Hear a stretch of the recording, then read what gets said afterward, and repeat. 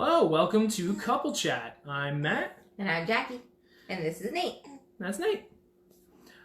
So today we are discussing the end of Better Call Saul, Season 5. None of these things are Better Call Saul, technically. This is all Breaking Bad stuff.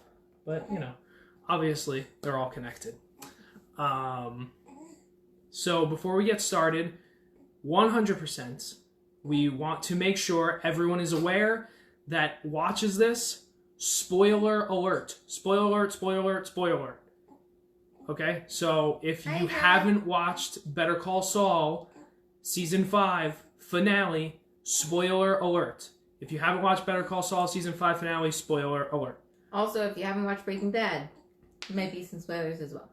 Yes. So that's the warning up front.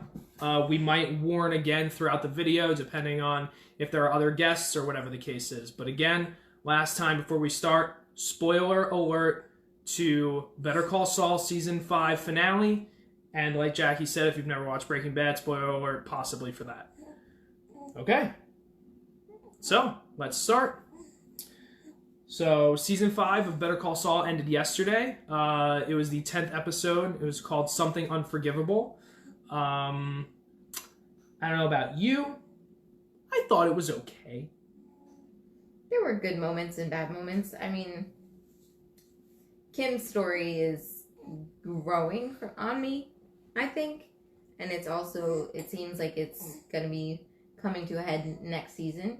Oh, yeah. It's going to reference to my theory later on in the video or in the chat. But, well, for those of you who don't know, the 5th season is the penultimate season. So, Season 6, which at this rate, who knows when it will happen because of COVID-19. They're in the writing process right now, doing things virtually. But Season 6 is going to be the final season of Better Call Saul, which is pretty crazy, pretty great, I think. I'm glad that they have an ending in sight, very similar to what happened with Breaking Bad.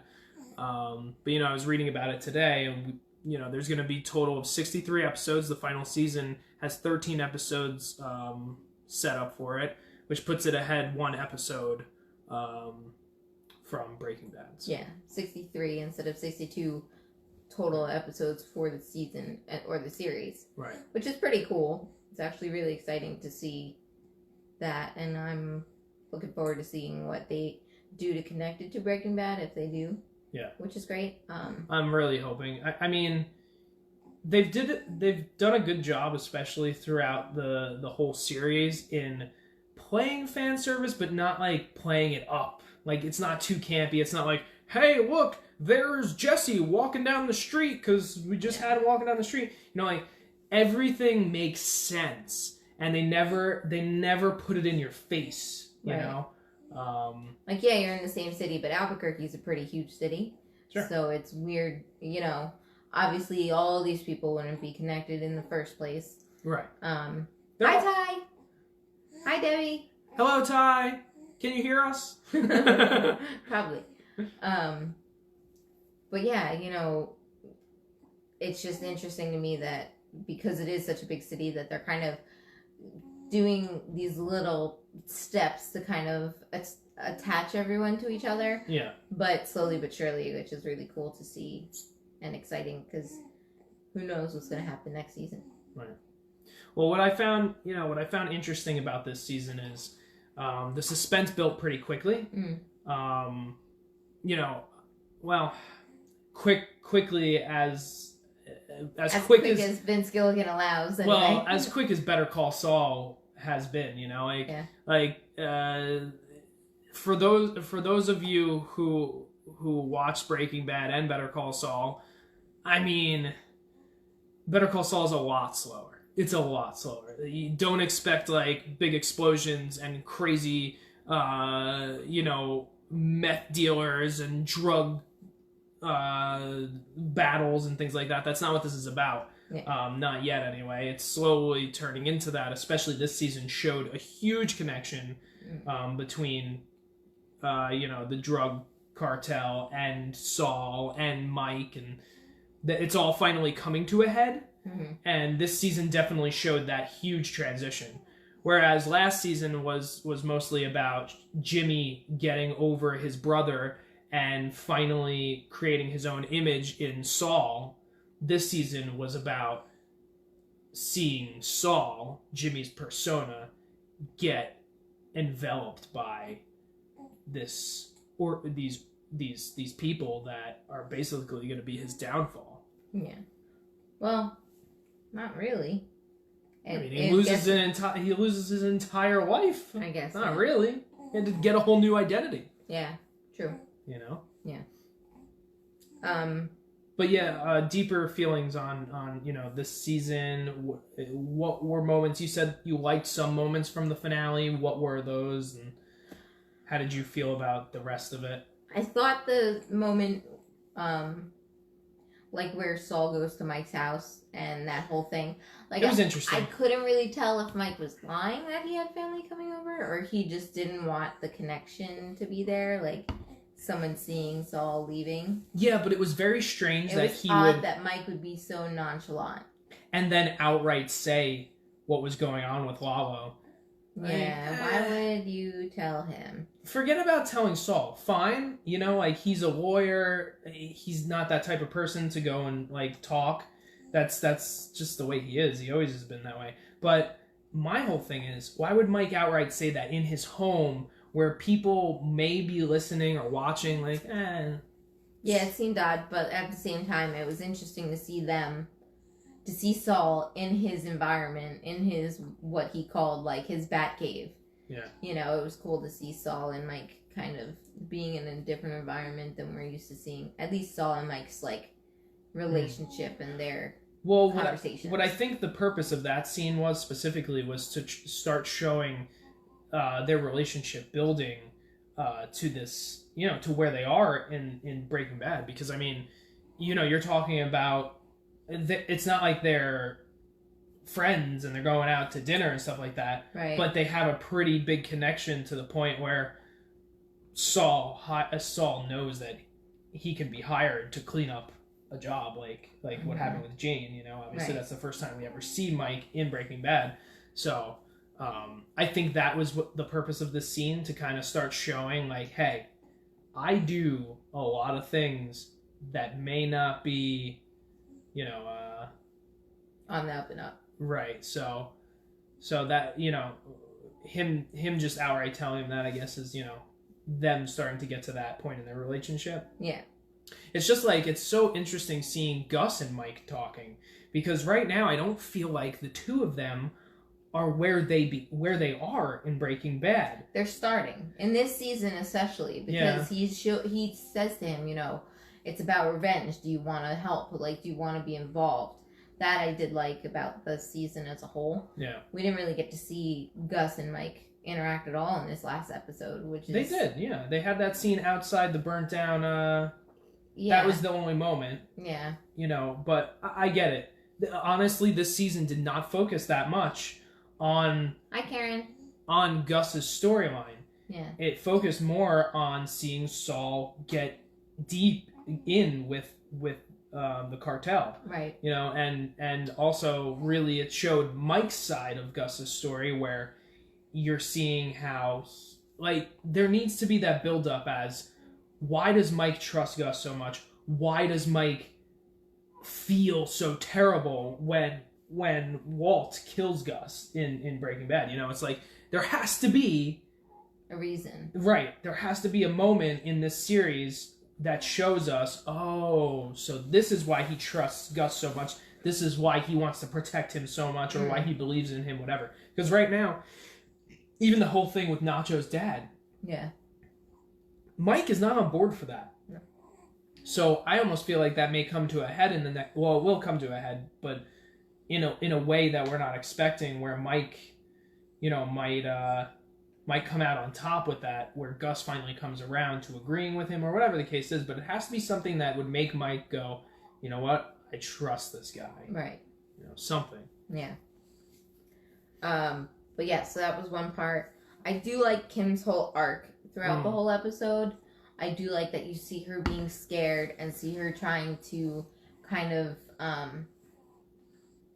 take her career and put it in the right direction, since Jimmy's is going in such a downward spiral that she kind of wants to pick up the slack, I guess, is her reasoning behind it all. Well, it's funny when she asked for like basically the hard cases. The hard cases, yeah. When she asked for them, I kind of feel like, though, that's her way of like, I want to be dangerous. And right. I want to be, I want to have that feeling of lightning in my blood, like Saul is, or like Jimmy is, Yeah. And I think that all came about because, I mean, that final moment in the last episode, it's so hard because that last episode, the 9th episode, was just, to me, that was the best episode this season. Yeah. And most of it was because of that moment with Kim.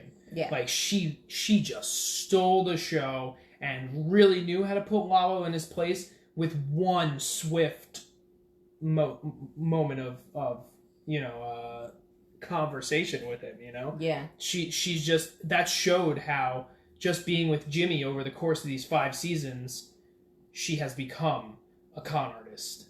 And a professional con artist. I mean, most lawyers are they not? Not meaning some way, shape, or form. I guess maybe some. I'm just saying, there's lawyers out there who have to defend the people who are in the wrong or who are dangerous. Sure. Or who are, they have to defend them, and most of some of them get them off. So it's like, it's hard to say, but I did like the season for Kim, and especially because you hear her conversation with Howard, and it's just like, she just stuck it to him, and he's like, oh, you're a woman, it's okay, let me coddle you, and she's like, no, F that, right. I'm gonna be whoever I want to be, and I'm gonna make my own choices. Well, what's great is Kim has always been like that, yeah. But now she's, again, becoming more like Jimmy, where she doesn't care what anybody says. She's just gonna outright tell people what she thinks. Yeah. And I think they did that on purpose to show a parallel between the earlier episode where Jimmy did that to Hamlin, and now she did it also in the same environment. Right. They were both in the same courthouse. Yeah, in the courthouse. Like, it's just interesting that I think they purposely wanted to put that on us to make sure we remembered that. Yeah, definitely. Sorry. I got it. I just wanted to put him down before. We need like a table or something to put behind us. And baby asleep. Honestly, her whole season has been pretty awesome. But yeah, this is definitely, I think, one of my favorite seasons for her. Yeah. But what's so funny is that, like, everyone's like, oh, Jimmy's such a bad influence on you. And it's like, it's not Jimmy. It's been her. It's always been her. She just needed that little push off the cliff to become the true Kim Wexler that we're going to learn and come to find out where she ended up. Because, I mean... There's so many options right now, like, with how this season ended, like... I had so many theories before even this last episode, and, we'll talk, but you came up with a really great theory that changed my whole look at where this show will go. Yeah. And, I don't know. I really don't know. All the theories are up in the air right now, and they could do something completely different. Yeah. Which, more power to them if they think of something that we didn't. Yeah. Obviously, they're the writers of the show. They already have something in mind, but, I mean... They may not want to do something so predictable. But there's only so many ways you can go about it, Totally. Well, especially because they have the predecessor of Breaking Bad. Yeah. And everything that happens there. Right. It's, they already have this lined up to happen. Yeah. And it's crazy. I'm so interested to see what is happening in the present to Saul. Right. As opposed to the past. Well, the beginning of this season was so interesting, too, because he ran into that guy who knew who he was. And it was very strange seeing him reluctant to say, Better Call Saul. but obviously he's not that person anymore. Right. So, it was so interesting seeing this guy trying to get him to say it, and then he says it, and it's like, oh, why? Why did you do that? It's like your ego seeping out into this new persona you have. Exactly. But he did it. But that's Saul. That's the Saul we know. Yeah, and then you get to that moment where he calls up Robert Forrester and wants his identity wiped again, and it's like, where is this gonna go? Right. And then he finally decides, you know what?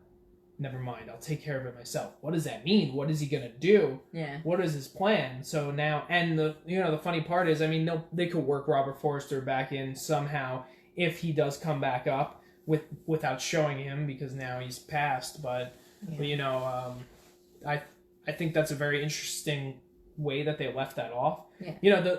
Those opening scenes in every season that are showing Saul in the future past Breaking Bad have been interesting, because they have finally come to a head themselves, just like this season has. Right. But not to that far moment where you're like, this is what's going on. Crazy, Yeah. And I think in the last season you're gonna see that in the beginning, like they have been doing, and then they're gonna come back around to it at the very end of the season.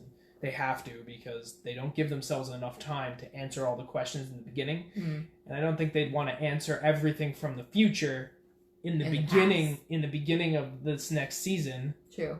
Like they'll have to end with it too. Yeah. This time around. Excuse me. But yeah, so yeah, Kim's story was definitely probably the best it has been. Yeah.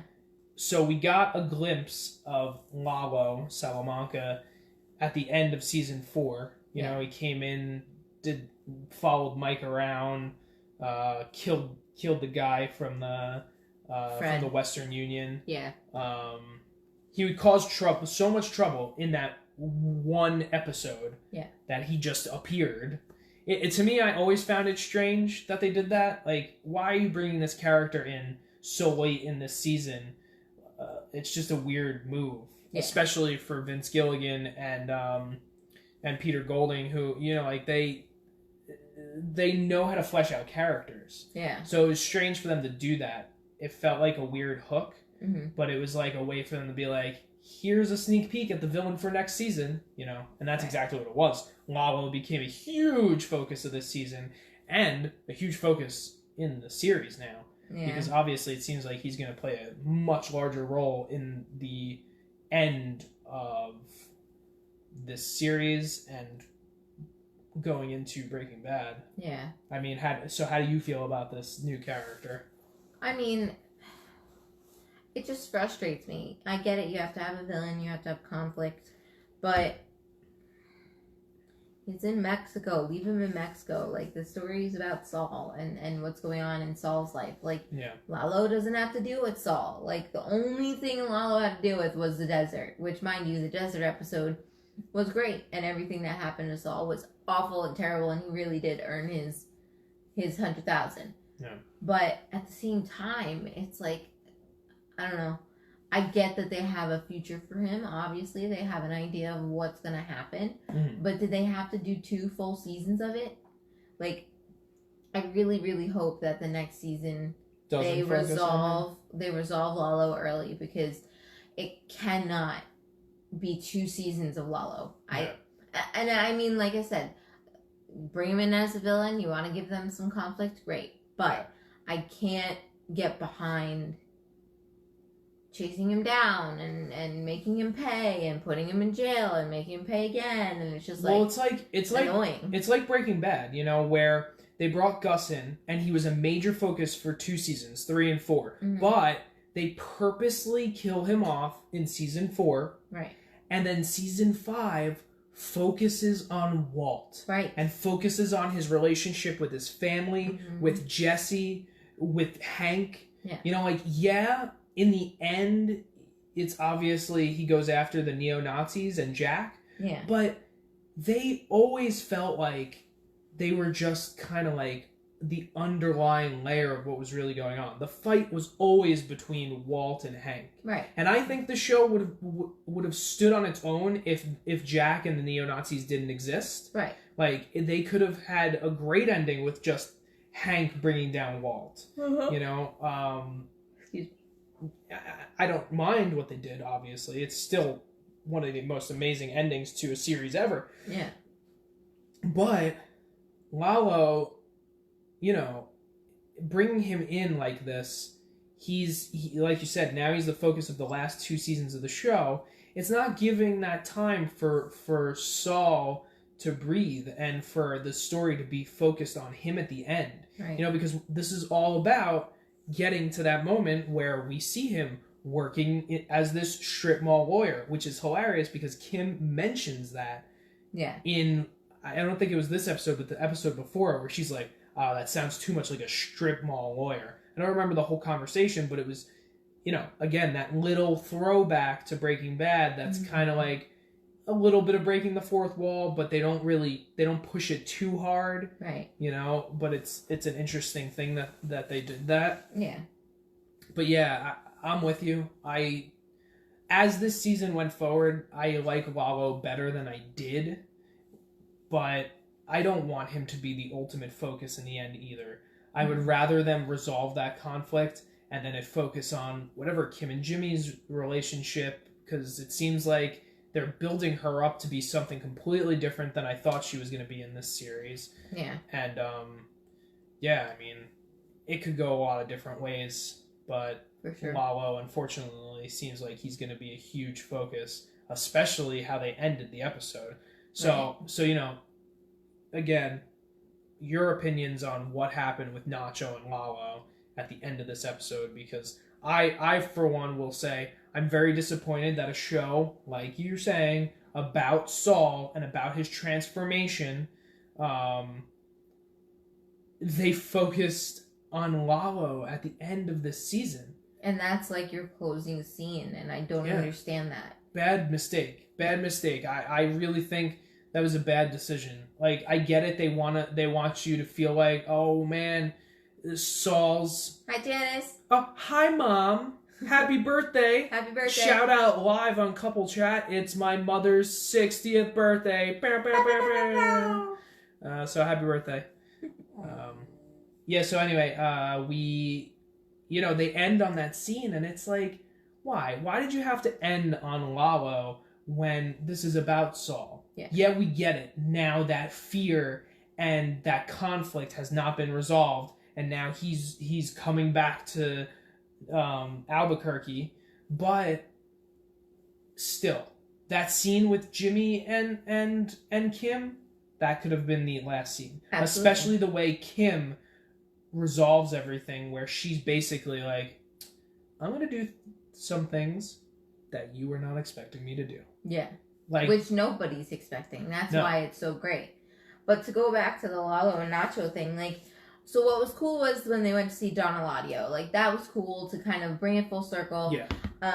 It was nice to see, like, him be able to come back. And yeah, Stephen Bauer, you know, it's cool for me being a Scarface fan to see him in this series at all. Like, you know, he was fantastic in Breaking Bad for the little bit he was in it.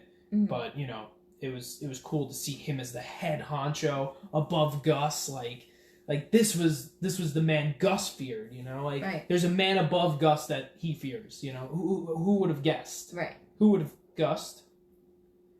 But yeah, ouch. So I always thought that was pretty cool. Yeah. And seeing him come back for this, I feel like it was a no-brainer. Obviously, he was going to make a reappearance. He had to. Mm-hmm. He looks a little sickly now. I hope he's all right, but, you know, very thin compared to what he looked like when Breaking Bad was out. Yeah. And, I mean, I get it. It's been a while, but, you know. Well, it's the same thing with Robert Forster. Yeah, but Robert Forster didn't look sick when he was filming El Camino or Better Call Saul. That's what I mean. Like, he didn't look sick, but he was, and then just, you know, like... Some people can hold it better than others. I'm hoping Stephen Bauer's okay. He looks thin, mm-hmm. and not in a good way, I guess. I mean, some people just don't age well. Yeah. But anyway. But But yeah, so I really liked that we got to see Nacho and like kind of like showing that he could potentially be a leader. Yeah, they're doing things with Nacho that I never expected. I Yeah, me honestly thought Nacho would have been gone by now. Mm-hmm. And I'm kind of hoping that there's a bigger future for him that they hid away for Breaking Bad. Like, obviously, Nacho's a new character that they brought in for Better Call Saul. Right. But maybe, because we all think, oh, well, you know, Nacho wasn't in Breaking Bad. He had to have died. You never know. Maybe that isn't the case. Yeah. But, the whole Nacho and Lalo thing.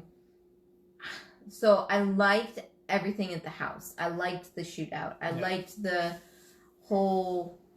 Hi Ed, what's up? Hey Ed, how's it going, buddy? I'm just gonna throw this out there because we've been talking for a little while. Again, we are talking Better Call Saul and Breaking Bad. If you haven't finished the final season of Better Call Saul, the finale was last night. Spoiler warning. Spoiler warning, spoiler warning, spoiler warning. And if you haven't watched Breaking Bad, it's possible spoiler warning. Yeah.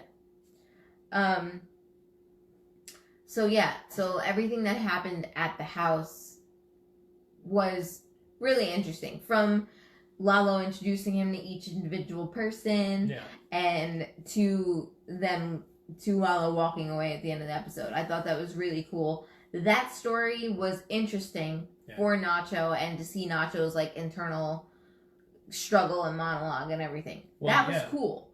And how nervous he gets, like, I don't know how nobody can tell that Nacho's like doing he's something basically bad. Sweating his ass off. Always, he's dripping. Yeah. He is drenched. Yeah. How can you not tell he's lying? I don't understand. No. But he's I feel like Lalo does know something's up with him, but I don't think he expected it to get to that. But then again, I guess it doesn't make sense, because if he saw the fire or the smoke coming from the house right after Nacho walked out, it's like, why didn't you kind of put that together?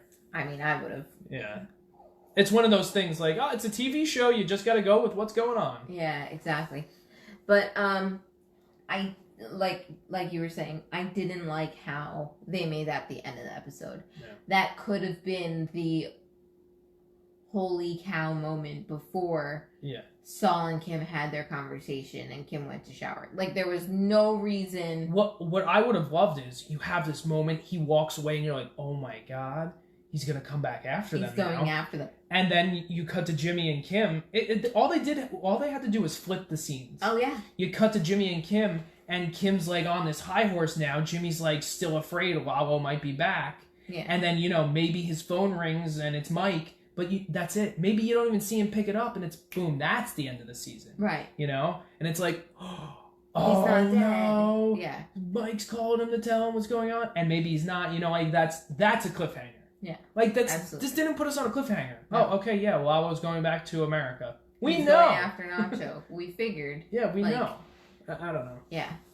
But yeah, I'm right there with you. I think it was just a weird move to end on Lalo, being that the show's about Saul. Yeah, absolutely. It wasn't a bit. I mean, every season doesn't have to end on Saul. I mean, the season third with season, Chuck. Yeah, that didn't. But it had to do with Saul, and it left us on a cliffhanger of, oh my God, what's Saul gonna do after this? Right. We didn't want that to happen to Chuck. Yeah. Well. I mean, we did it. not like that. Yeah. That's harsh. Yeah. So yeah, I really think that they could have ended it on a better note. And like you said, if they had just switched it, if they had just edited it differently, it could have been better. Yeah. But that was crazy. But anyway, so, ultimately, I'd say the finale wasn't my favorite. Overall, the season was pretty good. It got better as things went on. As always. But the best episode was definitely the last one for me, the one before the finale. The ninth. Yeah, where Lalo comes to their apartment and Kim saves the day. Yeah. That to me was the best episode, and it was great. I mean, the season as a whole was fantastic. I'm always still on board to see what Vince Gilligan is gonna do, and now let's talk a little bit about connections that we may have seen throughout the season to Breaking Bad, because to me, I feel like there are quite a few. I'm going to start with the first one that I actually didn't know this. I looked it up the other day, but the first episode of Breaking Bad with Saul, the episode called Better Call Saul, if you're familiar with the moment where Walt and Jesse have ski masks on and they bring Saul out to the desert, I love that he freaks out, right? He freaks out, he's in the desert, they're going to kill him, whatever. So yeah, I mean, anybody would be scared about that, but Saul should be extra scared, and he is. Why? Well, we got that answer now because of this moment where he almost died in the desert. The first, this first moment that he deals with the cartel. It's in the middle of the desert. These guys almost kill him, and Mike saves his ass.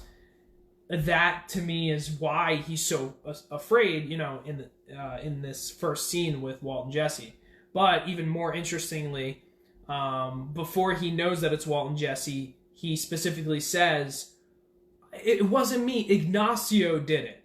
Mm-hmm. Ignacio, if you don't know, is Nacho's full name. Mm-hmm. Nacho's Ignacio. So, what is he talking about? Obviously, Vince Gilligan and Peter Golding, they wanted that to be a moment that is mentioned, and obviously Nacho has been a huge part of the whole series. Mm-hmm. So, they're answering that question, right? But then, which is why I guess Lalo is becoming such a huge part of this. After they're like, "Yo, man, we don't speak Spanish, just speak English to us," he turns to Jesse, says that. He turns to Jesse and he's like, "So wait, Lalo didn't send you?" And that blew my mind. So they're making it seem like if Lalo doesn't die, well, now that makes sense. But if Lalo does happen to die, maybe Saul doesn't even know. So, but those were a little, just a little bit of how they are so specific to moments in Breaking Bad to connect to Better Call Saul. It's fantastic that they care so much to the detail. And they did this in Breaking Bad too. Oh, totally. There are moments back to the first season that aren't answered until the third or until the final season, or even just little callbacks to the first few seasons of the show in the final season. Like, they just do such a great job with that kind of thing. And Better Call Saul is no different. Yeah. So did you notice anything that you could think of off the top of your head where Breaking Bad kind of came up for you? I just love the fact that Robert Forster got to come back and reprise his role as the vacuum guy. Yeah. Because that right there in the first episode, it's your hook, They really kind of pulled us in and was like, wait, what? Like, Saul's going to come back? Where is he going to, how's he going to resurface? Who is he going to see? Well, so I feel like they did, it was very interesting too, because Robert Forster, who, again, he just passed.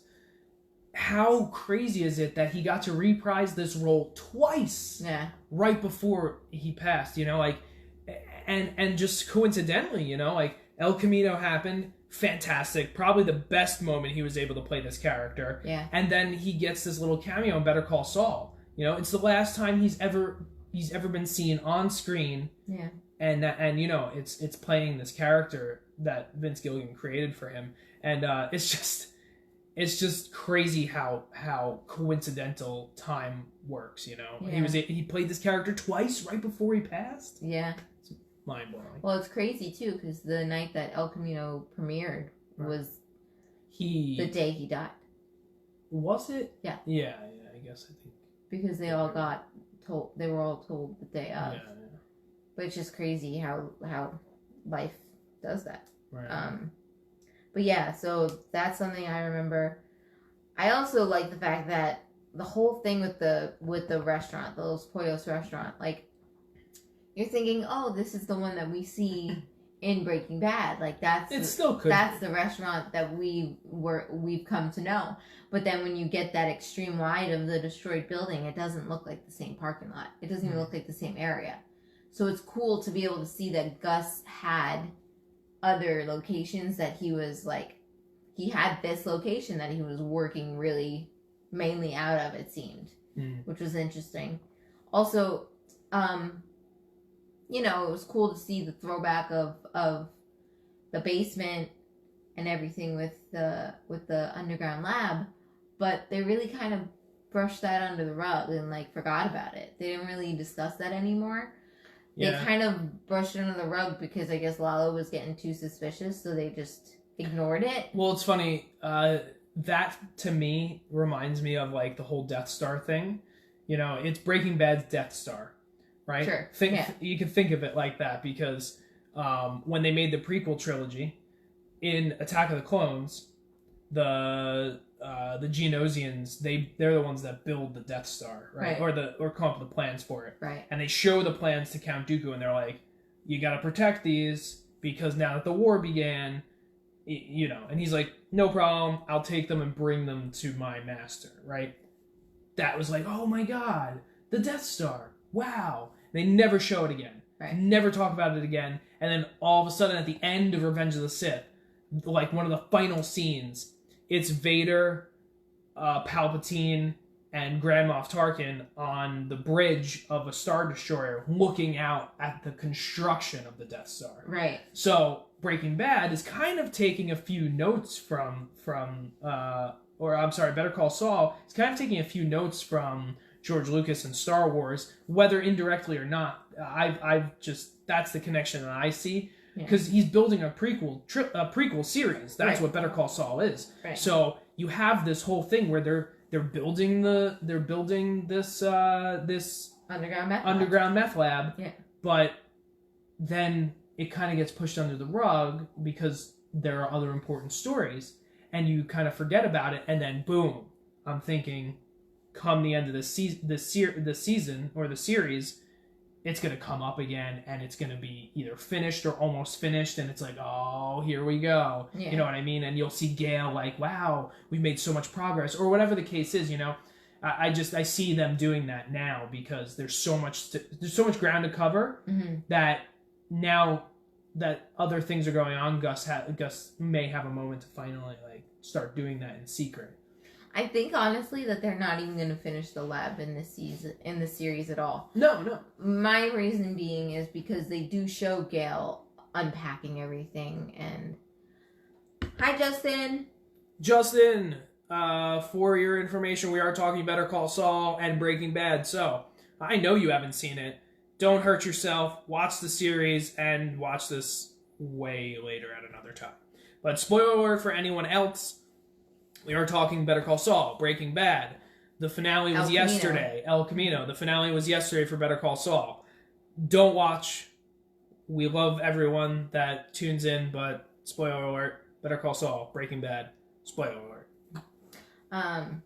But yeah, I don't think the lab will even be done because Gale is unpacking it in Breaking Bad. Yeah. And it seems like it was just finished at that point. Right. And I think it'd be cool to see them getting a structure and kind of making it closer to what it looks like in Breaking Bad. But I don't think it's necessary for it to be complete like I was saying like it is in Breaking Bad. Because it kind of helps that story along, but it doesn't necessarily have to complete. That for me isn't too important, especially because there's so much time between them meeting Gus and working in the lab. Yeah.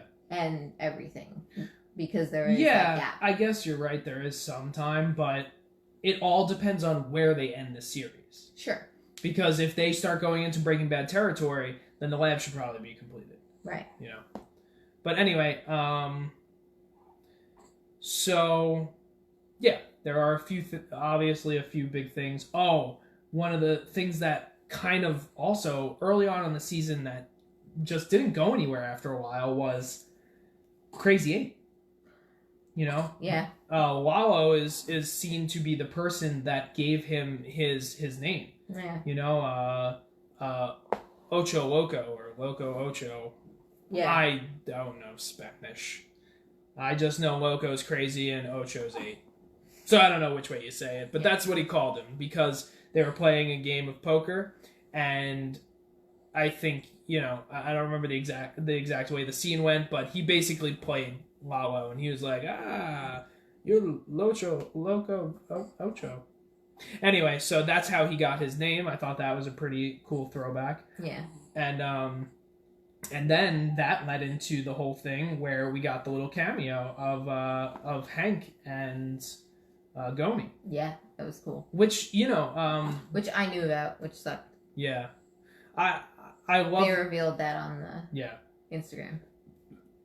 I love that you guys, AMC, the creators, and whoever runs social media for you guys. I love that you guys are on social media, but some things I think you need to hold back on showing your audience. Like, we love finding these things out for ourselves. I mean, I didn't see what she saw, so thankfully when Hank and Gomi showed up, I was very surprised and excited. But, just watch what you're putting online. It's, I don't know, just, we want to be surprised, Yeah. Social media needs to enhance the experience, not weaken it. So Nathan missed last night's episode, Janice, because he was sleeping. Yeah, thank goodness. But yeah, so that, and then also you hear about Tuco a lot.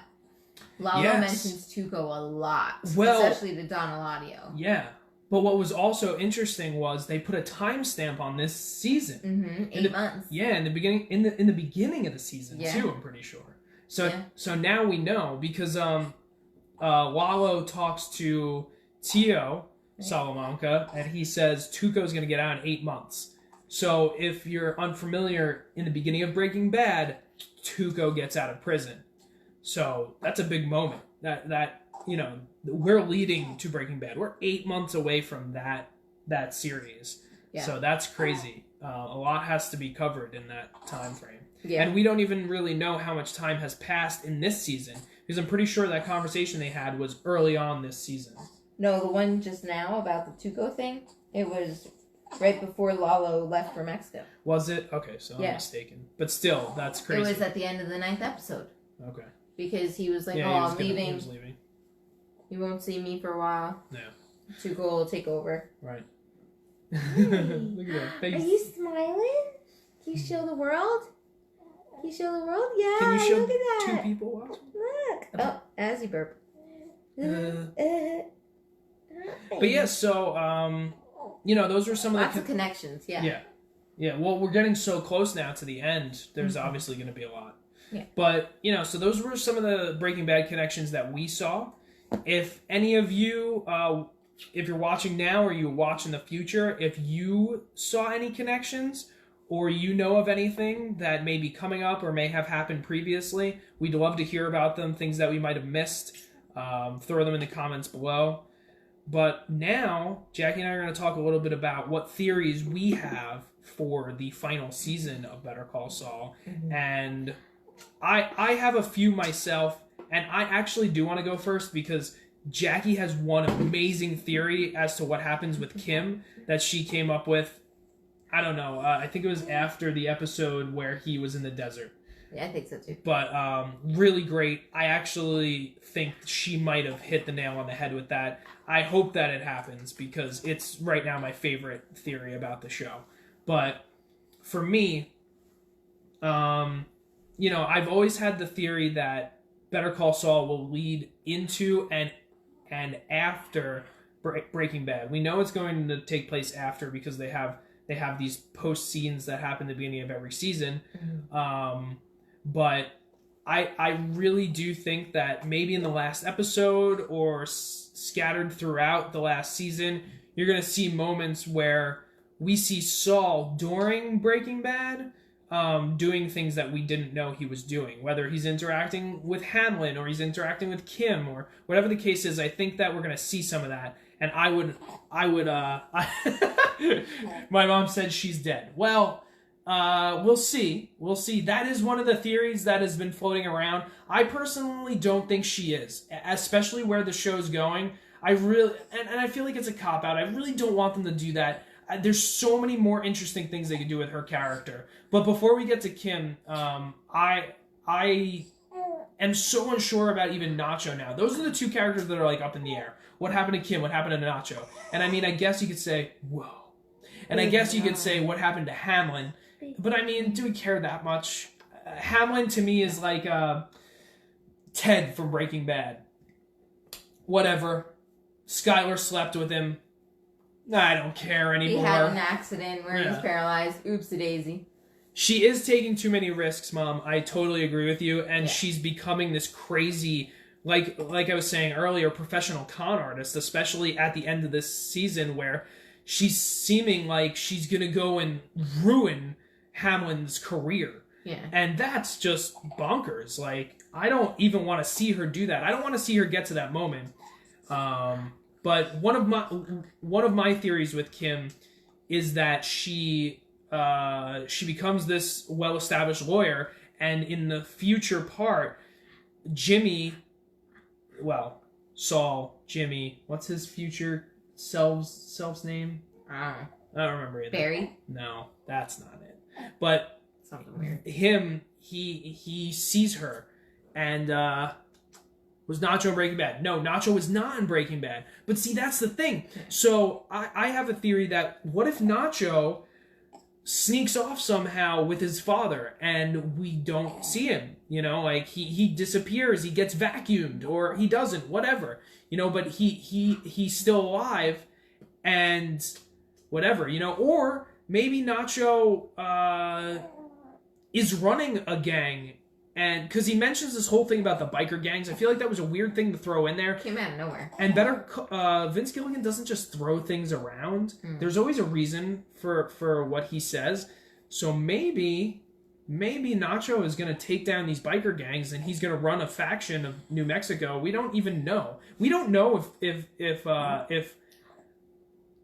we don't know if Walt took out every single drug cartel in New Mexico. Like, we know Gus obviously took down Don Eladio, but we don't know all the ins and outs. We don't know every single character that Gus interacted with in Breaking Bad. You know, there was a lot of mystery. It was all about Walt and Jesse. So I would love to see, they've kept Nacho alive so long. At this point, it's like, if he died, it was like, okay, he died. Who cares? Yeah.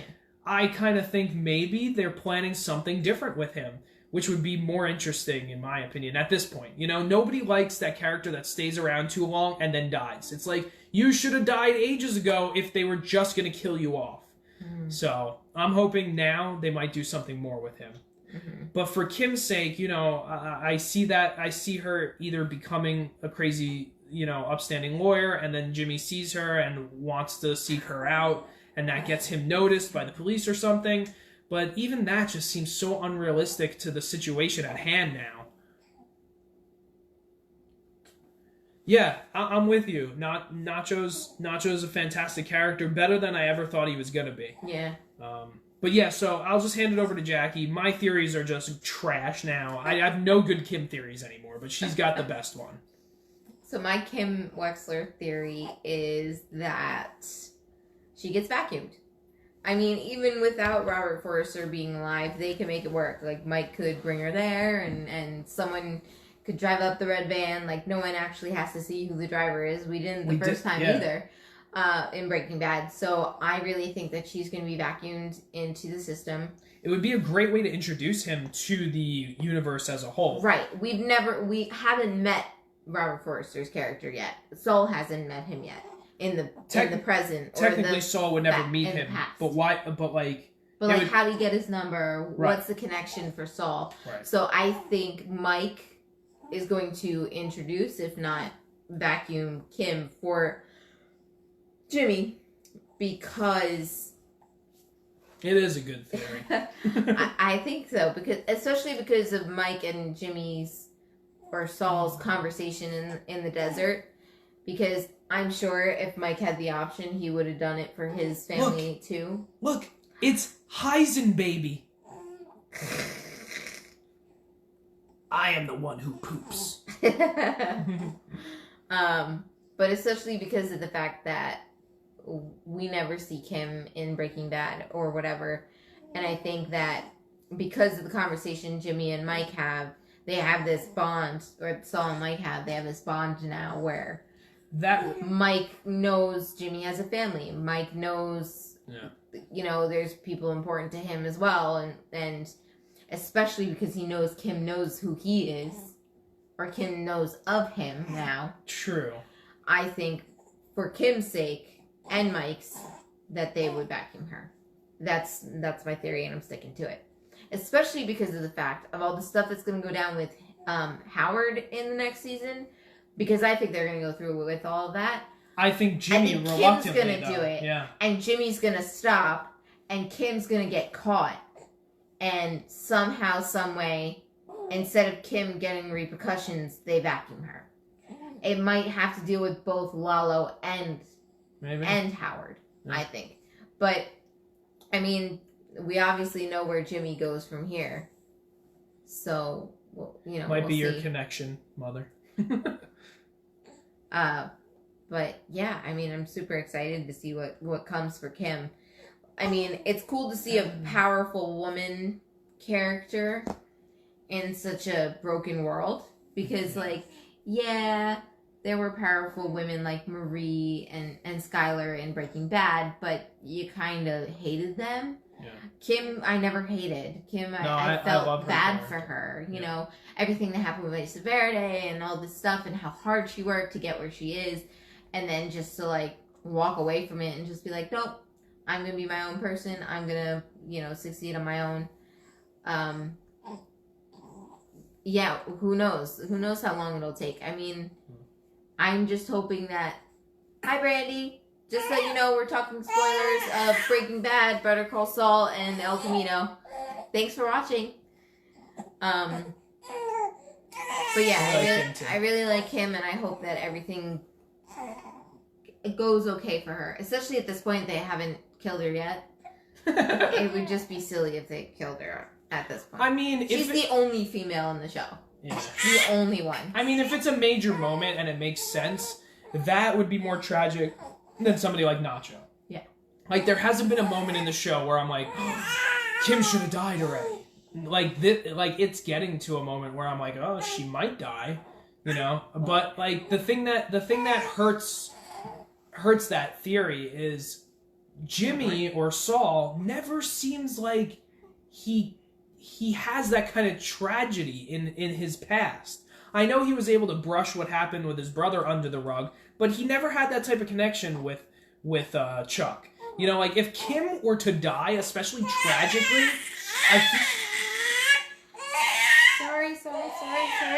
Sorry.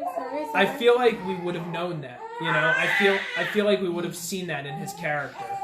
Calm down, buddy. But I mean, who knows? We really don't. It's just a couple of theories we have. But that was our take on Better Call Saul's Season 5 finale. And yeah, that's pretty much all we got to say. Unfortunately, COVID-19 makes it really hard to see how long it's going to be till the final season comes about. But we'll see you next Tuesday. Yeah, and we're excited. Hopefully next Tuesday we have, something new and exciting to talk about. Apparently Nathan, didn't like that theory. I don't know what happened. But yeah, I mean, it's cool that these things were shot previously to COVID-19. It's scary to think who was affected by COVID-19. I was saying this earlier today, it doesn't discriminate. It's going after... Happy birthday. It's going after everyone and all walks of life, and it's just really scary to see, people are so worried about, oh my God, is my show coming back? But it's you don't think about it, but they seem little things, but these people's jobs are on the line, and there's lots of money at stake. People in the film industry are being affected just like everyone else in the world right now. It's crazy to think, but we literally are all in this together. We all need to work together to try and overcome this. It's a really hard thing to do anyway. No matter what we do, once the doors are open back up for us to go back out into the world and start interacting with each other and going to the movies, going to restaurants, it's hard to say if it's not going to come back. It's an impossibility to think that it's over completely. We just have to be careful. Wash your hands, social distance. I mean, even if it does come back soon, like with these places in Florida that are reopening and whatever, like just stay clean, stay healthy, stay safe, stay home if you can. There's plenty to do at home. I mean, yeah. You might get stir crazy. You might get upset at your significant others. But you'll be fine. Right. Might. I mean, those of you dealing with newborns or a couple month olds or babies or kids, you know how it feels. Now we know how it feels. I didn't think we'd ever know how it felt, but here we go. Here it is. So anyway, I'm Matt. I'm Jackie, and this is Nate. Here are the Hahns signing out.